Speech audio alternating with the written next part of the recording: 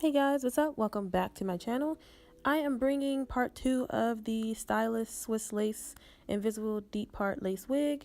I have this one in the color 1B. It is the same wig as the OT30 that I posted on my last video. So I'll link that video down below, but I just wanted to share this one with you guys as well as a different color and a little bit of specs about the texture of this one.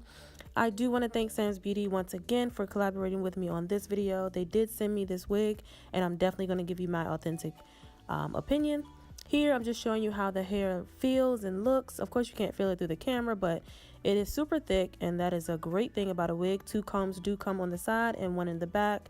Pretty much constructed how the OT30 wig is constructed. Like I said, I'll link that video down below.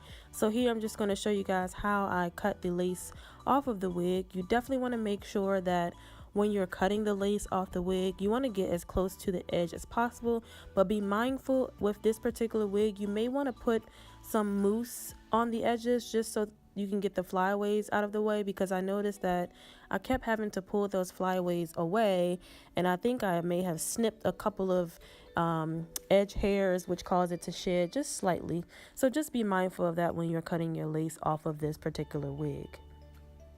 And here you can see I'm just taking my time cutting the lace off, trying to stay as close as possible, but keeping in mind to not cut those flyaway hairs. And I'm just going to try on the wig at this point. Now I'm not going to glue it down for the sake of this video. I just wanted to show you guys how it looks on, and I'm just brushing it and trying to line it up with my part down the middle. And I'm going to use the flat iron to get it a little more flowy and not so wiggy straight out of the box, just to get it more realistic.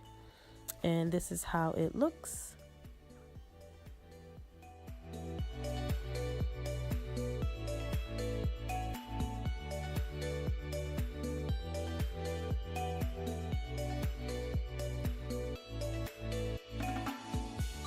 You guys let me know which one you like, the black one or the OT30 one. Go check that video out. Check this one out. The specs are pretty much the same. I didn't have to pluck anything. I have on a new cap.